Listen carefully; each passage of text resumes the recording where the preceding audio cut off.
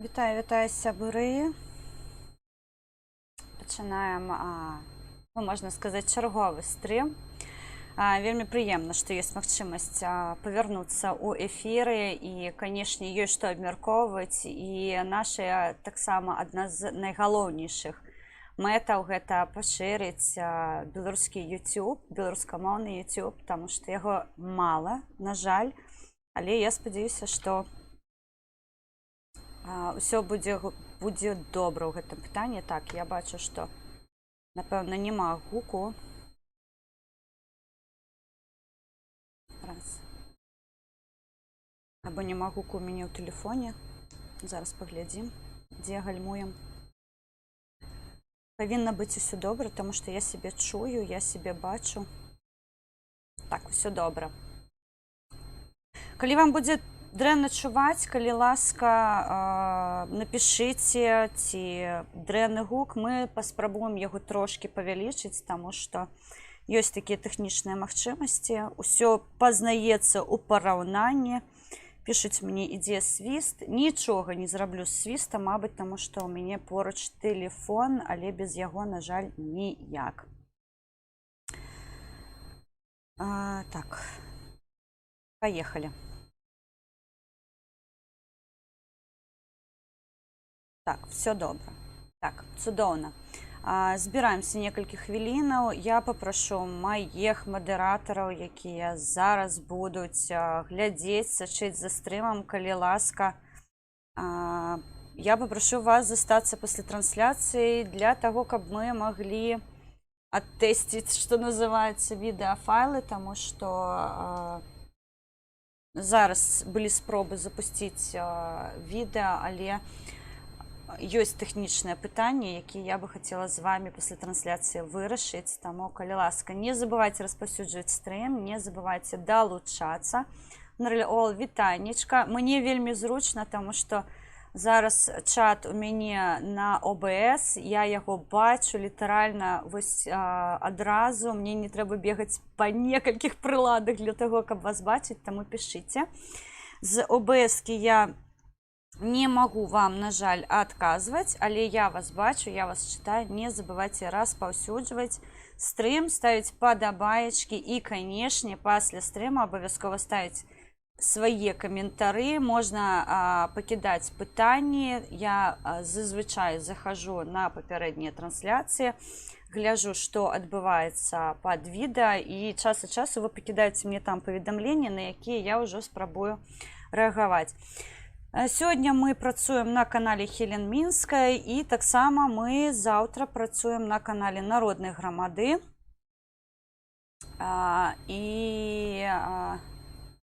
Так, мне пішуць, што трансляцыя ідзе годна, дзякуй шчыра. Можна гэта пакінуць паведамленне ў чаце, я буду удзячна, таму што шмат сёння навін. Трошкі затрымалася з трансляцыі, таму што неабходна было выбраць, мабыць, такое найтэрміновейшае. Я не магу сказаць, што найважлівейшае, таму што ўсё, што зараз адбываецца ў Беларусі, для нас важліва, безумоўна. Гледачы, якія будуць глядзець мяне ў запісу на канале Народная грамада, пад гэтым відэа вы знайдзеце пасыланне на мой канал, непасрэдна на канал Веранікі Мішчанка. Мы працуем на асабістых каналах там таксама. Таму, калі вы хацеце бачыць нас онлайн, задаваць пытанні, мабыць, каверзныя пытанні, вы можаце па пасыланні далучыцца да нашых рэсурсаў і ўжо непасрэдна у жывым эфіры з намі паразмаўляць. Я дзякую маім мадэратарам, якія сочаць за трансляцыяй, дапамагаюць мне тэхнічна, таму што гэта вельмі важлівая гісторыя. Галоўнае, што адбылося на гэтым тыдні, гэта, безумоўна, адзін з кейсаў Pandora Papers, якой высветліў, што, аказваецца, выпадкова у Лукашэнкі ўсё ж такі ёсць афшоры, не столькі ў яго, мабыць, у яго непасрэдна гэта будзе ўжо падчас расследавання вядома, у сына Віктара Шэймана, набліжанай асобы да Лукашэнкі, якой ён асцярожненька прыбраў з пасады, але тым не менш засвяціўся ў расследаванні. І ўжо на Белсаце з'явілася інфармацыя па афшорах у Зімбабве, у самай развітай краіне ў свеце. Мы ўжо абмяркоўвалі ў адным з стрымаў, што там адбылося. Гэта залатыя прыскі, да якіх дарваўся узурпатар. Таму можаце азнаёміцца з інфармацыяй, яе зараз шмат, але вось гэтая навіна на гэтым тыдні адна з тых, якіх выбухнула. Шчыра кажу, мне як апазіцыянера гэта не стала чымсьці такім, вітаю Артэмчыку, чымсьці такім у навінку, таму што мы разумелі, што ён грабе, як грабуць яго паплечнікі з Крамля. Вось, адзінае, што мы не мелі доказаў у тым аб'ёме, у якім зараз надае Pandora Papers. Таму сачыце за гэтай гісторыяй, гэта цікава. Гэта дае падставу адчыніць яшчэ адну судовую справу па карупцыйных схемах сям'і і набліжаных асоб Лукашэнкі. Я яшчэ раз нагадваю асабістам, хто будзе глядзець мяне, асабістыя, відавочна, гэта не мае гледачы, гэта правладныя тыя людзі, якія час ад часу проста крадуць відэа з нашых каналаў, а вы зараз знаходзіцеся як пад шклом. Мы вас бачым, мы бачым, што вы робіце, і вы цудоўна разумееце, што прыйдзецца адказваць. Гэтая падла здохне, як вы пішаце, а вось вам прыйдзецца за гэтую падлу несці адказ, чаму вы гэтай пачвары дапамагалі утрымліваць уладу. Таксама сёння я падыму пытанні, якія траплялі мне у мае суполкі, мы іх таксама абмяркуем. Адно з... Зелёнка також потрапив в Pandora Papers, так, шмат. Ёсць кейс аўстрыйскі, мы не так даўно абмяркоўвалі яго з нашымі сябрамі з замежжа. Яны так, скажем так, асцярожна намекнули на тое, што Курц пайшоў, Курц, падаецца, я не памятаю прозвішча, прабачце, я не сачу за аўстрыйцамі, але яны сказалі, што моцна гэта не зменіць сітуацыю, таму што там абсалютна кішэнная таксама ўлада, яна прарасійская, што самае цікавае, і тое, што ён дэманстратыўна пайшоў з пасады канцлера, нічога насамрэч суцева не зменьвае, таму што, скажем так, дзеючая ўлада застаецца пры ўладзе, і схематозы не зменьваюцца. Зараз мы будзем разглядаць кейс па пытаннях катаванняў, і, на мой погляд, вось гэтыя сістэмы, якія рушаць, руйнуюць літаральна краіны, яны маюць, на жаль, вельмі моцны характар, і чаму мы змагаемся за вольную Беларусь, адна з найгалоўнейшых нашых мэтаў гэта, безумоўна, спыніць вось гэтыя жудасныя рэчы, якія нясуць прамую пагрозу нацыянальнай бяспекі і краіне цалкам, таму што тое, што мы назіраем зараз у Беларусі, яскрава дэманструе, што не за людзей, не за нас, а за прыватныя кішэні, таму тут гэтая гісторыя ва ўсіх краінах мае вагу, калі асабіста ёсць вось гэтыя пачварныя рукі Крамля, і я шчыра кажу, за астатні час, якія б навіны я не чытала, з чым бы я не сутыкалась, паўсюль Крэмлідзі, і проста у мяне такое пачуццё, што яны захапілі свет. Але чынім супраціў як можам, у тым ліку ва Ўкраіне зараз падзеі адбываюцца, на мой погляд, не вельмі добрыя. Украінцы рэагуюць. Сёння прыляцела адветка ўжо Зеленскаму.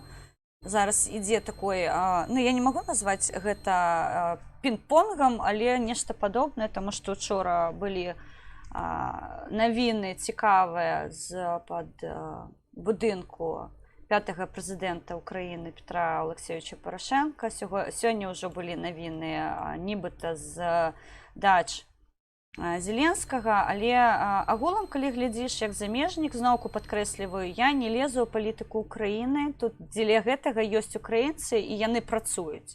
Што самае важнае, ёсць сэнс браць таксама з Украіны досвед, таму што тут працы кіпіць проста.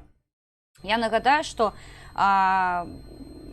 ідуць прамыя эфіры з Верховнай Рады, і што бы там не адбывалася, ўсё дакладна стае вядома украінцам, і яны ўжо рэагуюць на свой погляд. Ну вось учора я прывяду невялічкі прыклад, таксама, ну, гэта павязана з кейсам Pandora Papers, вядома. Ва ўкраіне разрадзіўся скандал па афшорах Зеленскага. І тут, ведаеце, як у беларускім анекдоце, хто абасраўся, невестка. Вось, афшоры Зеленскага знойдзены мёртвым. Тут шмат пытанняў, што адбылося. Адзін з мінулых паплечнікаў Слугі народу, і сёння гэта нардэп партіі «За майбутнє», ён знойдзены мёртвы. Вось гэтыя падзеі зараз зам'ючваюцца вось гэтымі выхадамі да будынкаў Петра Порошенка. Я, ну, шчыра кажу, на мой погляд, мабыць, я памыляюсь, няхай украінцы мяне выправяць, але мне абсалютна відавочна, што адводзяць ад кейса Pandora Papers і афшораў Зеленскага ўвагу, і зараз вось гэты мяч спрабуюць на поле зноўку Петра Порошенка кінуць, таму што я яшчэ раз падкрэслю, я не лезу ва ўкраінскую палітыку, але мне падаецца, што каманда Зеленскага, як і сам Зеленскі, больш ваюе з пятым прэзідэнтам Украіны, чым з расіянцамі. І мы абмяркоўвалі кейс па Беларусі, што адбываецца ва ўкраіне. Я нагадаю, Арахамія запрасіў сюды Воскресенскага. Я яшчэ раз падкрэслю, неважліва, якая гэта падзея, неважліва, дзеля чаго ён сюды запрасіў. Чалавек, якой накануні ў прамым эфіры ганарыўся тым, што яго дзед пахаваны, і на яго могілках напісана, што там матушкі Расіі ён пакланяецца. Ну, слухайце, ну, гэта проста здрада здрадная, разумееце? Вы, ну, просто я зараз разумею, што мяне заўтра будуць паказваць на маем ужо палітычным канале партыі «Народная грамада», таму я павінна быць максімальна дыпламатычна, але шчыра кажу, тут акрамя мацюкоў у маёй галаве нічога не ўзнікае. То бок, ну, беларусы астатні час вельмі часта задаюць пытанне ўсім, колькі каштуе сумленне. Вось гэтае пытанне я бы хацела адрасаваць Арахамі. Гэта ж колькі трэба было заплаціць дзеля таго ж, каб гэтую шмарклю Воскресенскага просто нават пусцілі ва ўкраіну. Абсалютна таксічнага, абсалютна страшэннага чалавека, якой топіць заражку, якой датрымліваецца прарасійскіх поглядаў. Ён гэтага не прыхоўвае, ён гэтым ганарыцца. І вось такая сітуацыя, якая адбылася ва ўкраіне, я шчыра кажу, яна мяне прыватна, яна мне не падабаецца, і, безумоўна, мы тут падымаем. Я не кажу, што будзем падымаць, мы ўжо паднялі гэтае пытанне, як так адбылося, што вось гэтая пачвара з сваім паплечнікам прыехала ва ўкраіну на фоне падзей, які адбываюцца ва ўкраіне з кейсам Pandora Papers і з справай Мертвічука. Канешне, гэтая навіна і ўвогуле не навіна, таму што я яшчэ раз падкрэсліваю, аніводныя СМІ, акрамя беларускіх, ну, амаль апазіцыйных, пра гэта не пісала, таксама асвяцілі гэта мы. Але мне тут Іце Третьякова написала в партійному: Бенні вивів 41 мільярд баксів з Приватбанку, а гроші опинилися на офшорному рахунку Зеленки, і на ці гроші купувалися в Лондоні нерухомість. Ну, ось Артем розповідає українські новини, так? Але, ну, ось я кажу, вчора за гроші, причому приходили кадри з українських СМІ, від українських блогерів, яких я вельми поважаю, я їм довіряю, что нават неполнолетних спрабавалі подкупіць. Сёння прыйшла інфармацыя, што гэтыя дзеці фактычна непаўналетнія даюць ужо фактычна паказанні, якім чынам усё гэта адбываецца. Брыдка глядзець, таму што мне гэта вельмі нагадвае Беларусь 2.0, дзе я бацькаў за 50 рублёў садзяць у аўтобусы, развозяць, дзе яны потым спяваюць дыфірамбы узурпатару. Ну, шчыра кажу, ну, просто я не хотела бы, каб Украина скацілась у Беларусь 2.0, і не пагаджаюцца са мной украінцы, але я бачу вось гэтыя маркёры, якія я ўжо аднойчы прайшла, і, канешне, будучы тут, я бы не хацела паўтору сцэнарыя, калі улады канцэнтруюцца ў адных руках, і там мы ўжо атрымліваем абсалютна жудасныя кадры. Сёння мы будзем звяртацца да кейсу беларускай закатаванай, можна сказаць. Дзяўчына дала інтэрв'ю Белсату. Я яго выдзеліла сёння, каб павязаць падзеі Беларусі і агульную сітуацыю, якую мы назіраем. Таму шчыра кажу, так, беларускі кейс зараз зам'ючаны, але намагаемся трымаць інфармацыйнае поле беларускае тут таксама на вышыні, таму што гэта важліва, і гэта ўпершыню кранаецца бяспекі Украіны, што для мяне асабіста важліва. Вось таму вы ведаеце маю пазіцыю, і, канешне, бараніць інтарэсы Беларусі і Украіны – гэта першае, што я буду рабіць. Усім алярм, таму што тата в чаце. Саша Шарапов, татку вітаю, так што не мацюкаемся, паводзім себе спакойненька, прапанову ў прамым эфіры не робім, усё па-за камерай і ў прываце. Жартую відавочна. Вельмі рада вас бачыць. І так, давайте зараз звернемся да тых падзеяў, якія адбыліся на гэтым тыдні ў Беларусі.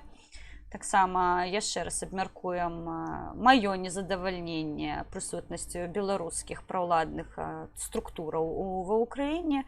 Абмяркуем разам, што мы можам з гэтым рабіць, якім чынам мы можам рэагаваць, і увогуле, як гэта можа ўплываць на сусветную палітыку, як гэта выглядае збоку. Таму зачыняем тэму з Зімбабве, з зімбабвійскім кейсам, таму што далей гэта ўжо ўсё па-за рамак сучаснай Беларусі, на жаль. Відавочна, што гэты кейс не будзе там разглядацца, таму што напрамую павязаныя ўсе гэтыя карупцыйныя схемы, кантрабанда. Я нагадаю, што Літва і Польшча літаральна кожны дзень паведамляюць пра велічэзную колькасць кантрабанды. Яна, мне падаецца, на тыдзень налічвае проста блізка 10 мільёнаў еўра, таму што шалёнымі проста партыямі не так даўно затрымалі амаль на 3 мільёны еўра кантрабанду, таксама міграцыйная крыза. Усё гэта на сусветнай арэне сведчыць пра тое, што вось гэты Чыкаціла беларускі, ён абсалютна ўпэўнены, што гэта ўсё будзе безпакарана для яго, але зараз, именно ў гэтую хвіліну, нашы, хто знаёмыя, хто сябры ў Нюрнберге падымаюць пытанне міжнароднага трыбуналу па Лукашенка і яго рэжыму. Зараз там знаходзіцца Оля Карач, зараз там знаходзіцца Міхаіл Кучеров, там зараз знаходзіцца Антон Малкін, яшчэ прадстаўнікі беларускай дыяспары. Таму сачым, канешне, як праходзіць там перагаворная пляцоўка, з якімі вынікамі яны павярнуцца адтуль, але я ўпэўнена, што чыніць супраціў ім там ніхто не будзе, таму што Нямецчына, я нагадаю, адна з тых краін, якая запускае працэдуру агульнай юрысдыкцыі супраць рэжыма Лукашенка, і мы спадзяемся, што хутка гэты рэжым будзе вызнаны тэрарыстычным, злачынным, і кожны панясе пакаранне, якое ён заслугоўвае. Так, прабачце мне, калі ласка, я тут бегаю паралельна яшчэ па некалькіх суполках, таму што прыходзіць тэрміновае паведамленне, на якія неабходна рэагаваць. І так, пачнем з Еўрапарламента, якой на гэтым тыдні разглядаў і прыняў рашэнне па рэзалюцыі, якая краналася сітуацыі па Беларусі. Шчыра кажу, першыя дадзеныя, першыя звесткі, якія мы атрымлівалі па сітуацыі з Беларусі, тое, што прынялі, яны былі непоўныя. Зараз ужо, калі апрацована поўнасцю рэзалюцыя, мы можам дакладна сказаць, што іменно было прынята і як гэта будзе бліжэйшым часам уплываць на сітуацыю ў Беларусі. І так, Еўрапарламент заклікаў заглушаць, заклікаў да трыбуналу над Лукашэнкам, таму што абстаноўка ў Беларусі жаласная і ўлады заглушаюць усе незалежныя СМІ. Тут вельмі важліва разумець, што першыя, хто трапіў пад гэты каток рэпрэсіяў, былі незалежныя блогеры. У тым ліку, я нагадаю, сядзіць наш сябра Шэры Кот, сядзяць такія блогеры, як Эдуард Пальчыс, сядзяць Сергей Петрухін, сядзіць Кабанаў, сядзіць той жа Ціханаўскі. То бок першая хваля рэпрэсіяў, яна вось такая моцная, яна кранулася непасрэдна блогераў. Ужо трошкі далей, крок за крокам пачалі выкашваць ужо незалежныя СМІ. Вы ведаеце, што ў Беларусі зараз на сённяшні дзень ужо не працуюць незалежныя СМІ. І ўжо на сёння можна канстатаваць, што на тэрыторыі Беларусі не працуе аніводная праваабарончая каманда. Яны ўсе працуюць, можна сказаць, нелегальна, незаконна, але тыя звесткі, якія мы ад іх атрымліваць, сведчаць пра тое, што працу яны сваю не спыняць і будуць і надалей надаваць прававую дапамогу ўсім тым, каму яна патрэбна. Я нагадваю, мы таксама працуем на зямлі, у нас ёсць асабістае такое згуртаванне праваабарончых арганізацый, мы робім усё магчымае дзеля таго, каб пытанні па палітвязнях і пытанні прававога характару былі як можна хутчэй вырашаныя, таму што яны носяць для нас прыярытэтны тэрміновы характар. Хутка будзе 500 дзён, як за кратамі знаходзіцца Мікалай Статкевіч, хутка будзе 500 дзён, як за кратамі знаходзіцца Сергей Ціханаўскі, хутка будзе 500 дзён, як за кратамі знаходзіцца Сергей Спарыш, генеральны сакратар Народнай грамады. Таму 500 дзён гэта амаль 2 гады. У нашым выпадку, калі кранацца, як мне падабаецца, Нарль піша шляхціша Статкевіча, мы пачалі ўжо свой улік 10годдзямі, таму што Мікола Статкевіч за кратамі агулам знаходзіцца ўжо больш за 10 год. Гэта жудасная лічба, таму што 10 год з яго жыцця, 10 год ён мог быць абсалютна карысны сваёй дзяржаве. Гэта шчыры патрыёт, але лукашысцкая ўлада забірае у яго гэты тэрмін, але каманды працуюць. Я яшчэ раз нагадваю, ніхто не склаў рукі і не сказаў, што мы не працуем у гэтым напрамку. Таму тыя рэзалюцыі, якія прымае Еўразвяз, безумоўна, для нас яны вельмі важлівыя. Гэта сведчыць пра тое, што вось тыя дзверы, у якія мы грукаемся ўжо больш за год, вельмі якасна, на мой погляд, дыяспары, арганізацыі, якія працуюць за мяжой. Вось зараз мы маем вынік рэзалюцыі Еўразвязу. Таксама нам стала вядома, што Еўразвяз ведае, якія злачынствы супраць уласнага народу чыніць Лукашэнка і за якія міжнародныя злачынствы ён адказаны. Аб гэтым казаў літоўскі дэпутат Андрус Кюбюліс. І неабходнае не толькі расследаванне міжнароднага крымінальнага суду, але і сур'ёзныя дэбаты ў Расіі, бяспекі ААН, адзначыў польскі дэпутат Вітольд Вашчыкоўскі. Таксама Беларусь не знаходзіцца на шляху мігрантаў з Іраку, Конга, Камеруну і Сірыі і не знаходзіцца пад міграцыйным ціскам, а людзі шукаюць прытулку не ў Беларусі, а з Беларусі. Адзначыла таксама Югансан, гэта літоўская, калі не памыляюся, так, еўракамісарка ўнутраных справаў Ілва Югансан, прабачце, блытаю прозвішчы, яны складаныя для мяне, для славянкі, нечытабельныя, але спрабуем працаваць.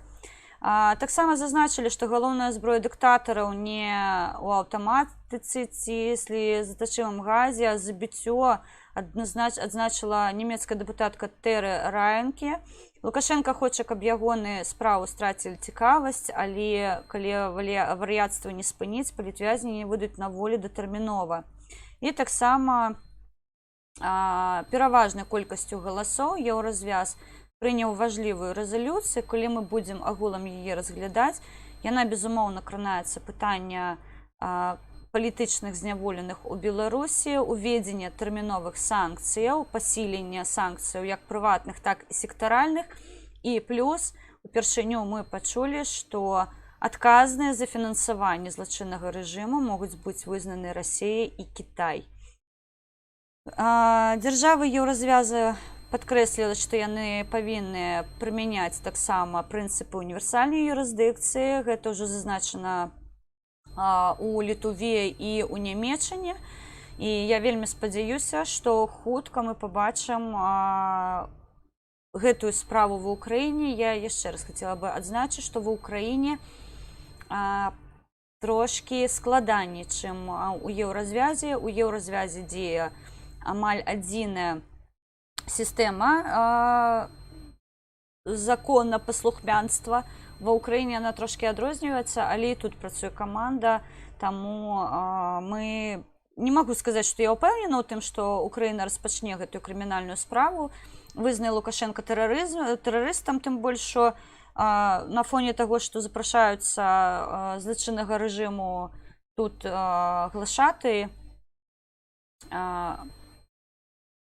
ёсць сумневы, скажем так, але ў той жа час, давайце аб'ектыўна, ва ўкраіне працуюць таксама дэмакратычныя сілы, якія зацікаўлены ў тым, каб мяжа з Беларусі была бяспечная, і яны таксама ад сябе будуць рабіць усё магчымае, каб у іх краіне не было пагрозы з боку Беларусі. Таму першае, што мы, ліцвіны, будзем рабіць, вызваленне Статкевіча. З усіх, хто знаходзіцца за кратамі, самую вялікую небяспеку для цыгана уяўляе Статкевіч. Ну, так, нам складана, шчыра кажу, спакойна казаць аб гэтым, таму што гэта чалавек, з якім мы асабіста знаёмыя, чалавек, з якім мы асабіста распрацоўвалі праграму ратавання Беларусі. Гэта яго стратэгія, якая была вызначана, накіравана народнай грамадой як стратэгія 2020. Ва ўмоўных выбараў не было, мы падкрэсліваем, але так, цыган вельмі баіцца Мікалая Статкевіча, і таму сувязі з ім амаль няма, і ліставанне ідзе вельмі складана. Шчыра кажу, я аніводнага ліста не атрымала, і увогуле з ліставаннем вельмі складана для нас асабіста, для актывістаў, але нашы сябры, якія, скажем так, дапамагаюць нам у гэтай справе, час ад часу атрымліваюць лісты, і мы іх публікуем, за што мы вельмі ўдзячныя за то, што людзі не баяцца паведамляць пра тое, што яны грукаліся, прайшлі цэнзуру і нават атрымалі адказ. Яшчэ на гэтым тыдні адзначылася галоўная квакуха, гэта чамаданіха. Я нагадаю, яна была прэс-сакратаром МУС. Так, МУС, Міністэрства ўнутраных спраў Беларусі. Гэта яе з грыбочкам на галаве паказвалі. Там дзейсна невядома, якія пары яна ўдыхае, што яна несе такую ахінею. Ужо выкладзеныя ў сеткі фэйкі ад чамаданіхі. Гэта яе назвалі у ёлесное. Вось, ну і што тут цікава, з пасады глашатага МУС яна насмактала сабе цэлую пасаду ідэолага ў Менгарвыканкаме. То бок, пасада такая, ведаеце, ідэолагам быць, гэта, як у арміі мне калісьці казалі, ёсць такая пасада, лепей быць або салдатам, або лейтенантам. То бок, пасярэдзіне гэта не вельмі прыемна, таму што я зараз не хацела бы абражаць вайсковых, сапраўдных вайсковых, але яны ведаюць, пра што я кажу. Вось. Што стала таксама вядома на гэтым тыдні вельмі важліва, і мы карэлюем гэта напрамую з тым, што адбываецца ў Беларусі. Заснавальнікі расійскага праекту gulag.net расказаў у эфіры праекту вось так, што мае звесткі абудзілі службы вонкавай выведкі Расіі і іншых спецслужбаў у катаваннях у Беларусі. Гаворка ішла пра здабыты журналістамі відэаархіў расійскай федэральнай службы выканання пакаранняў, на якім бачныя жорсткія катаванні ў месцах пазбаўлення волі. Як зазначыў Владзімір Асечкін, заснавальнік праекту gulag.net, расказаў ён у эфіры 5 кастрычніка пра тое, што адбывалася ў Беларусі ў жніўні 2020 году. І гэта адбывалася з удзелам службы вонкавай выведкі Федэральнай службы бяспекі Расіі. Цытата. Нам вядома, што ў тым ліку байцы атрадаў спецыяльнага прызначэння ФСІН перамяшчаліся ў Беларусі для таго, каб ужываць жорсткія, бесчалавечныя метады адносна мірных дэманстратаў, заявіў Асечкін, прабачце. Раней, адзначыў ён, не было таго, каб няўпростыя доказы катаванняў самой катавальнай сістэмы траплялі ў рукі. Цяперашні зліў відэа катаванняў ён назваў самым грандыёзным правалам спецслужбаў Расіі. З атрыманых 40 гігабайт звестак яшчэ не паспелі праглядзець усе відэа катаваннях, апублікавалі пакуль адно самае жорсткае відэа гвалтавання зняволенага, але праект gulag.net абяцае назваць імёны тых, хто ўдзельнічаў у катаваннях і быў іх замоўнікам. Адказных за катаванні Асечкі лічыць асабіста Владзіміра Пуціна, які прызначыў адказных за катавальны канвеер. Дзень, вітаю. Мы неаднаразова паведамлялі аб тым, што тыя людзі, тыя рэлаканты, якія звярталіся да нас, сведчылі пра тое, што хутчэй за ўсё мела месца быць катаванне з боку не беларусаў. То бок яны зазначалі, што так, і беларусы жорсткія. Нам казалі шчыра, не верце ў тое, што жорсткія маскалі, беларусы не менш жорсткія. І зараз я звярну ўвагу на адно з інтэрв'ю. Мы зачытаем яго цалкам, каб вы разумелі, якая сістэма дзея ў Беларусі. І чаму гэтых 40 гігабайт зараз для нас так важлівыя, таму што, яшчэ раз падкрэслю, гвалт у Беларусі носіць сістэмны характар. Гэта не выключна жаданне вось гэтага маньяка Лукашенка. У Беларусі свой Чыкаціла, я гэта разумею, але гэта сістэмна. Да падзей 9 жніўня мы заўсёды гэта адзначалі. У нас знікалі людзі. Потым якіх ставала вядома, забілі. У нас знікалі актывісты. Я у тым ліку была выкрадзена з вуліцы. Я ішла просто па вуліцы, пад'ехаў бус, і бравыя хлопцы вось гэтую 40-кілаграмовую дзяўчынку кінулі ў бус, разбілі мне акуляры, якія я і сёння не прабачыла.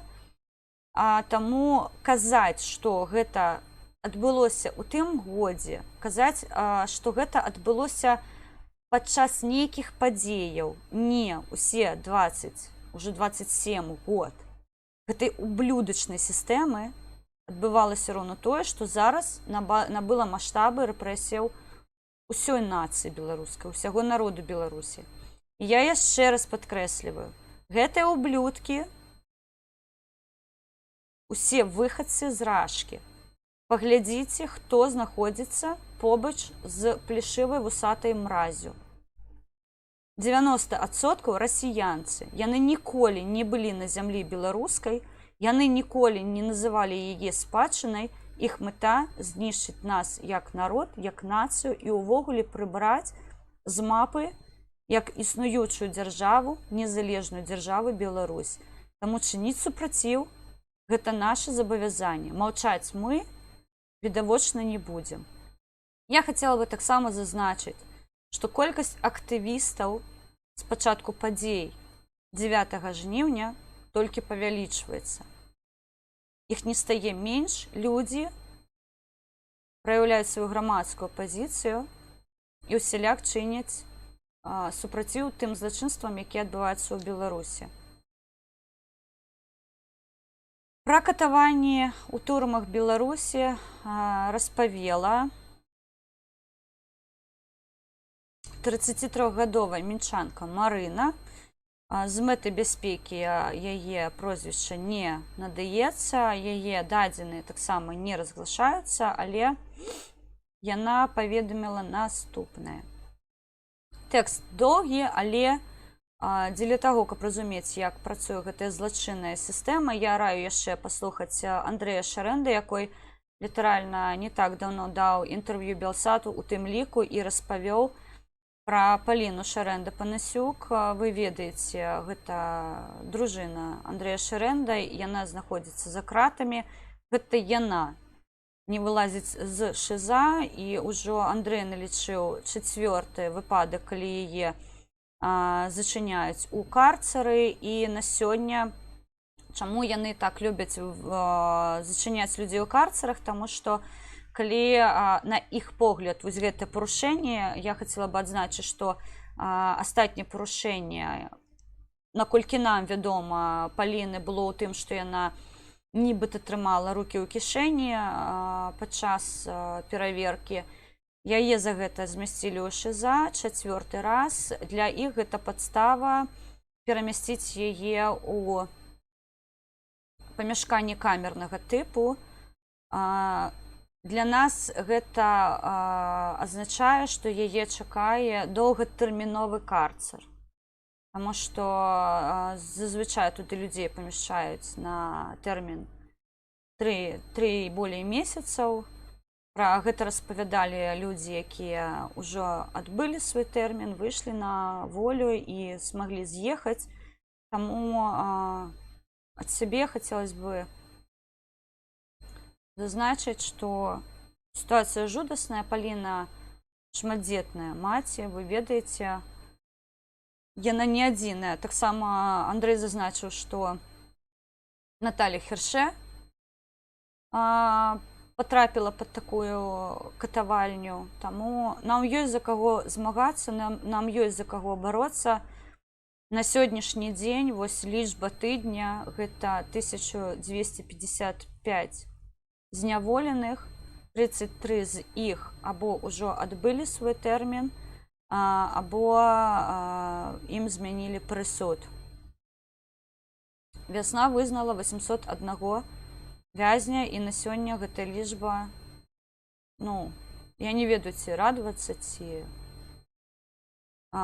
Як калісьці мне казалі дактары, стан стабільна цяжкі. Таму 33-гадовая мінчанка Марына двойчы прайшла праз Акрэсціна. У жніўні 2020 года і напрыканцы ліпня 2021. За год у ізалятары нічога не змянілася, усё тыя ж катаванні. Падчас сёлетняга 15-дзённага зняволення дзяўчына ні разу не была на шпацыры і ў душы. Ёй не аддавалі перадачу, давялося карыстацца чужой зубной шчоткай і апранаць чужую бялізну. Пасля вызвалення Марына з'ехала з Беларусі і ўжо быўшы ў бяспецы распавела Белсату пра тое, што давялося прайсці на радзіме. Іх злавала, калі я смяялася.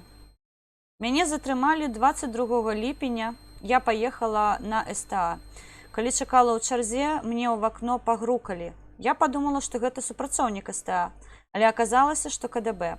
Дагэтуль не ведаю, як яны мяне там знайшлі. За мной сачылі, ці праслухоўвалі тэлефон, невядома.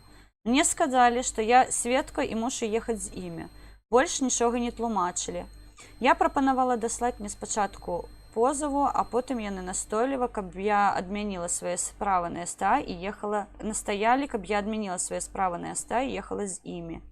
Я магла паехаць на сваёй машыне, але ў суправаджэнні супрацоўніка. Ці на іх бусе. Я на гэта сказала: сядайце, хлопцы, пракачу, бо бусы мне не вельмі падабаюцца, яшчэ жніўня мінулага году. З 2 супрацоўнікамі мы паехалі на мой адрас прапіскі на Ператрус. За намі ўслед ехаў той самы бус.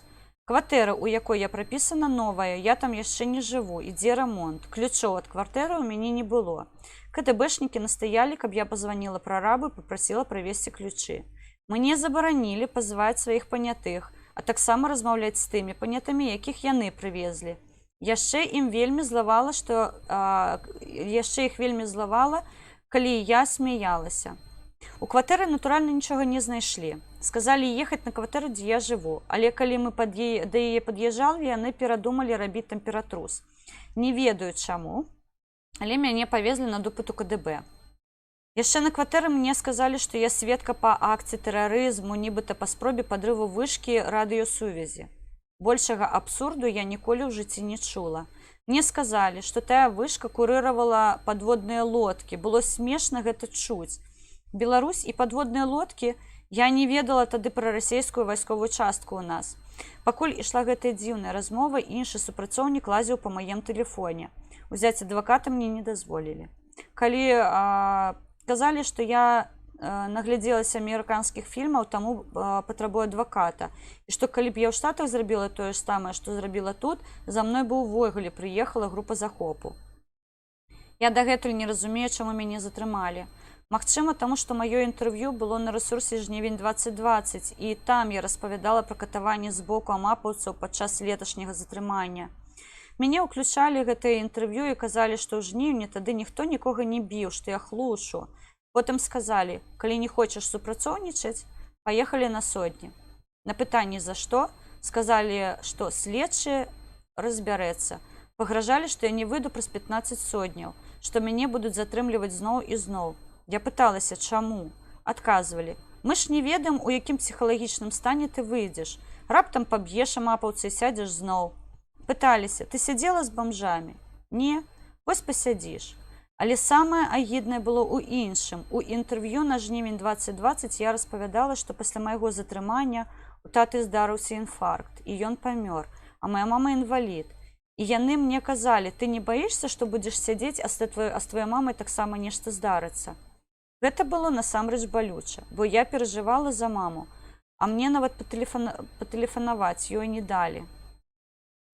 У изолятор меня оформілі ў савецкім русе, абвінавацілі ў непадпарадкаванні. Ноччу мяне і яшчэ адну жанчыну адвезлі ў Ічуна Акрэсціна. На наступны дзень быў суд і 15 сотняў. Суддзю не хвалявала, што ў мяне мама пасля 2 інсультаў. Нічога не мела значэння. Пасля суда я апынулася ў ціпе, ў камеру нумер 15. З бамжамі мяне не пасадзілі, наадварот, з вельмі добрымі жанчынамі.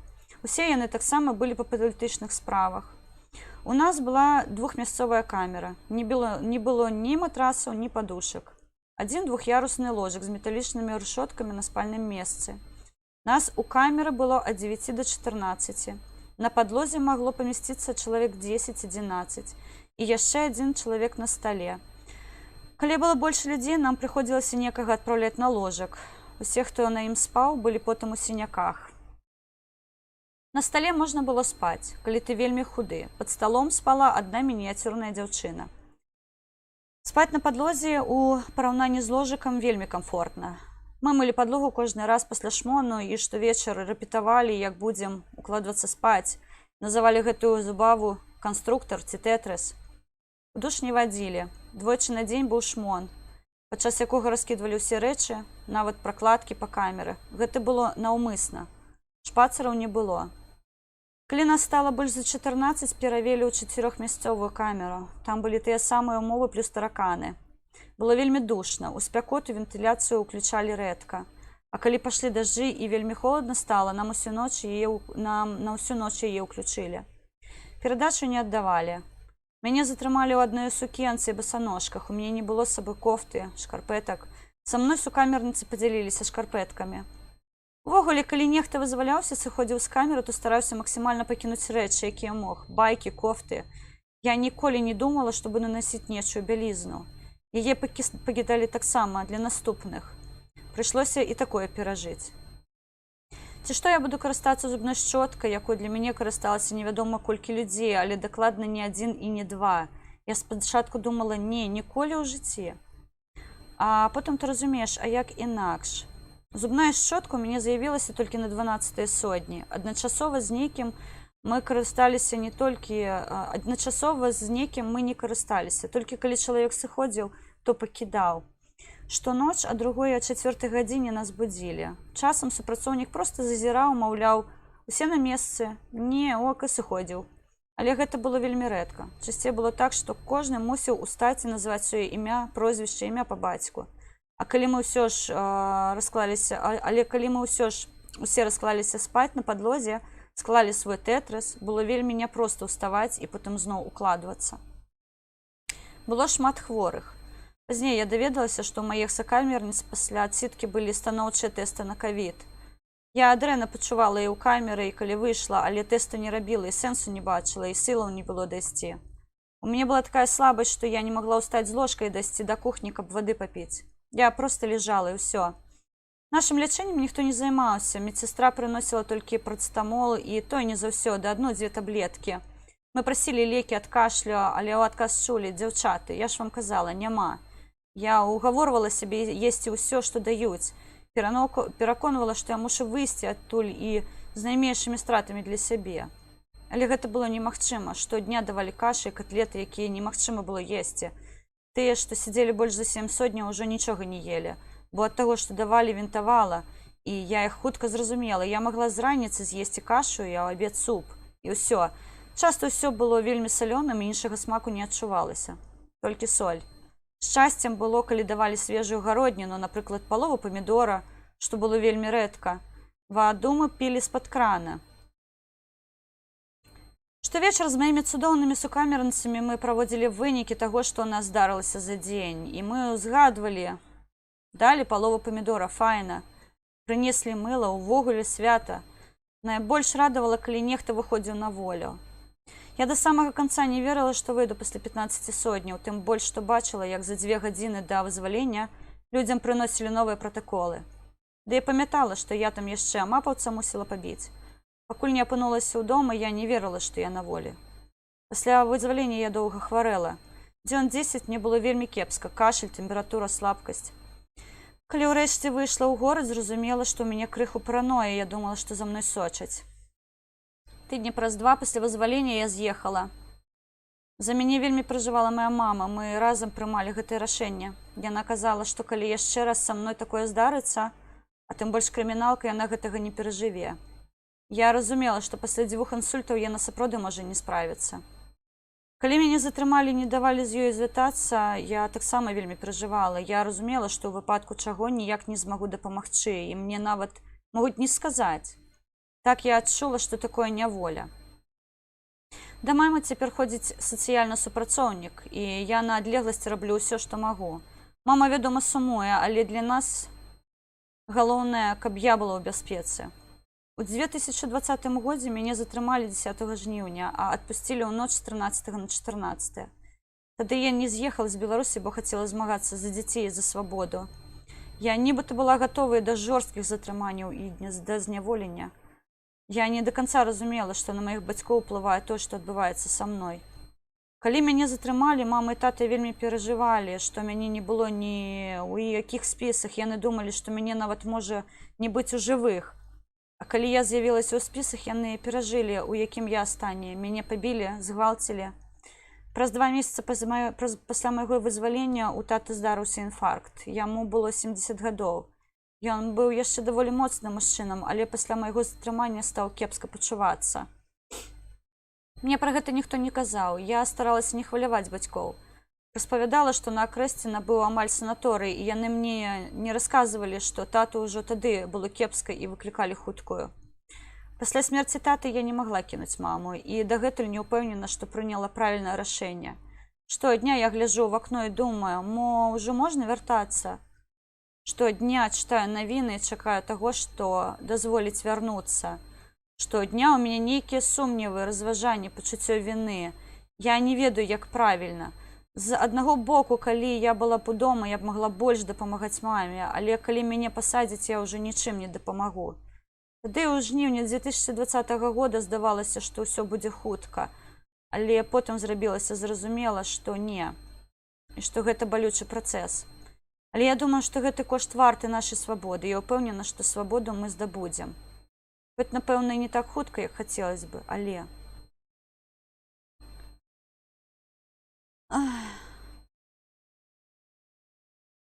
Так, вось гэтая гісторыя, яна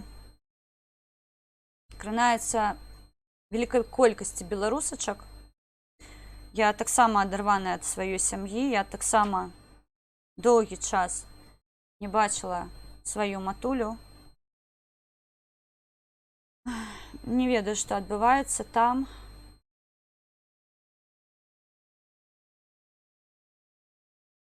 Так, гэта кранальна. Таму мы працягваем бароцца. Мы вельмі добра ведаем, у якіх умовах знаходзяцца нашы зняволеныя. Жонку Андрэя Зельцера на акрэсце накатавалі, нам гэта ўжо стала дакладна вядома. Ёй не перадавалі рэчы, яе забралі верхнюю вопратку, у яе не было прыладаў асабістай гігіены. Зараз яе перавелі на Валадарскага, яна знаходзіцца там, не ў лепшых умовах. Таму тое, што прадстаіць перажыць гэтай дзяўчыне, тое, што яна перажывае зараз, гэта вельмі страшна. Таму падтрымлівайце дэмакратычныя сілы Беларусі.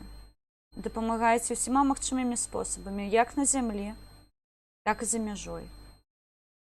Тыя, хто стаміўся, тыя, хто страціў веру ў будучыню, калі ласка, зранку думайце пра тое, што вы пракінуліся не ў цёплым ложаку, а ў халоднай камеры.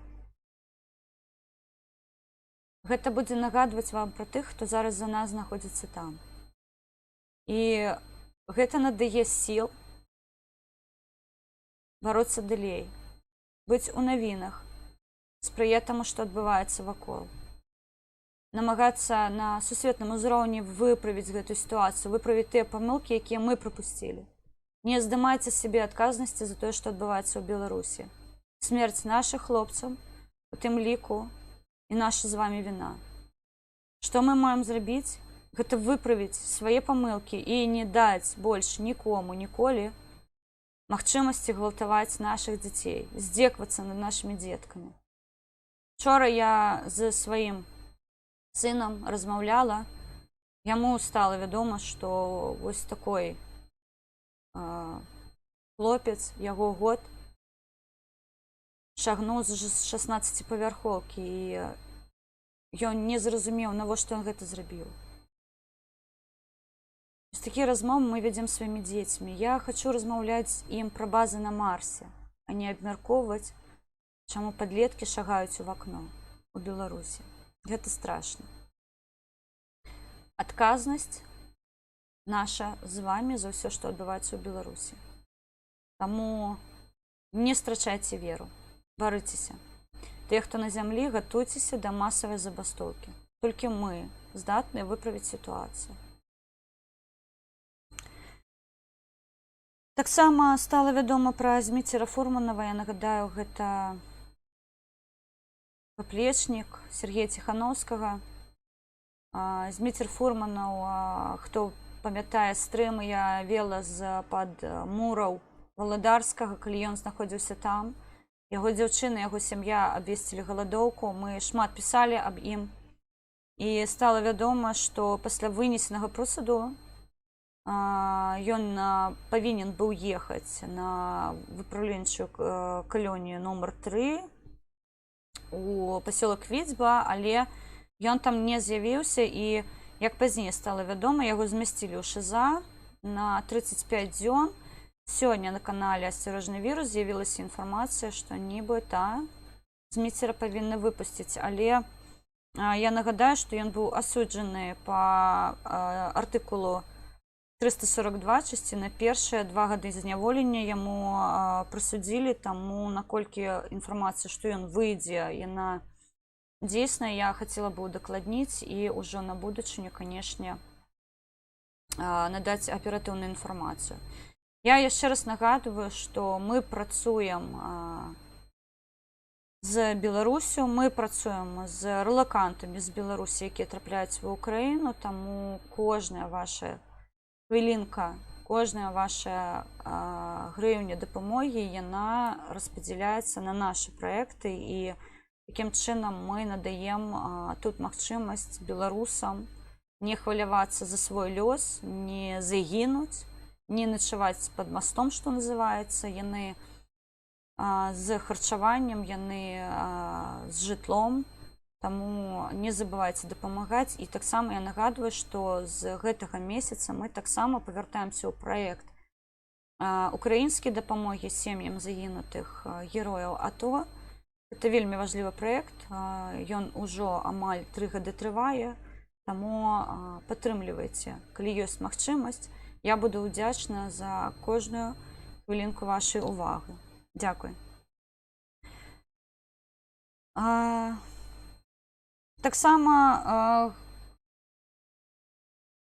Таксама адна з такіх, я не могу сказаць найгалоўнейшых навін, але вельмі важлівая навіна, што правакацыі на мяжы з боку Беларусі, яны набываюць зараз цікавы характар, таму што Польшча ўжо як мінімум двойчы паведаміла пра тое, што у адным выпадку выбухнула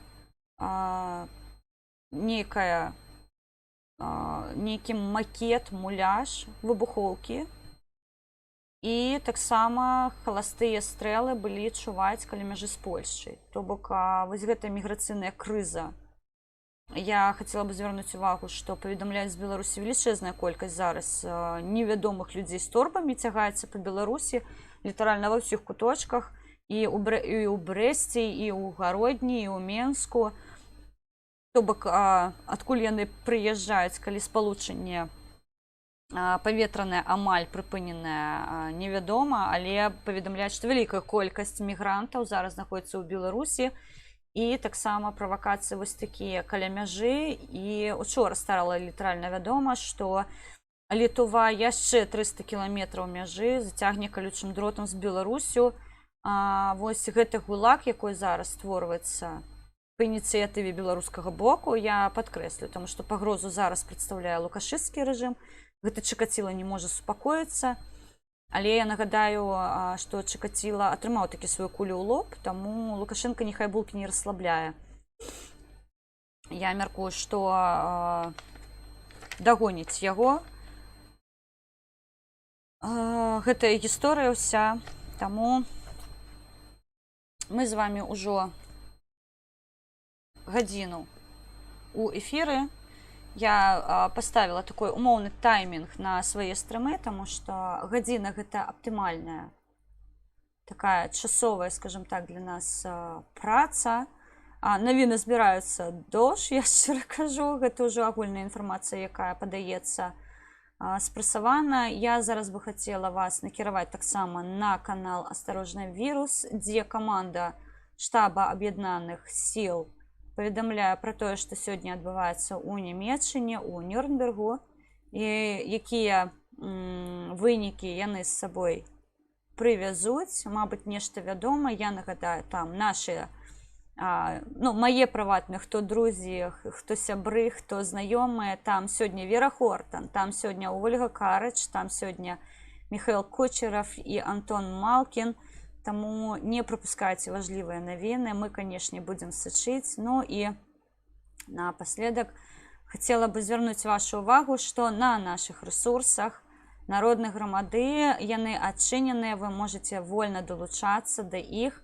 Мы час ад часу публікуем паведамленні ад Мікалая Статкевіча, і я нагадваю, што як бы не цяжка яму было, ён не атрачае веру в нас, ён трымае строй, ён сапраўдны баец, ён сапраўдны патрыёт сваёй радзімы. Таму трымайце строй, будьце з сэрца з Беларусю, ніколі не забывайце пра свае нацыянальныя адрозненні, пра свае традыцыі, пра свае культурныя прыналежнасці да гэтай краіны, таму што гэта ўсё вельмі важна. Ну і не забывайце дапамагаць распаўсюджваць інфармацыю пра беларускамоўны YouTube, таму што гэта новы шлях, якой мы для сябе адчыняем. Пакуль не так шмат яго, як хацелось бы, але я ўпэўнена, што калі беларусы адчуюць Беларусь у сэрцы, яны павярнуцца да сваіх адзнакаў, і наша кола патрыётаў беларускамоўных будзе толькі пашырвацца. Сегодня у одной из суполок разместили информацию, что команда Бабарыкі, так называемая партия разом, дотрымліваецца двумоўнага пытання.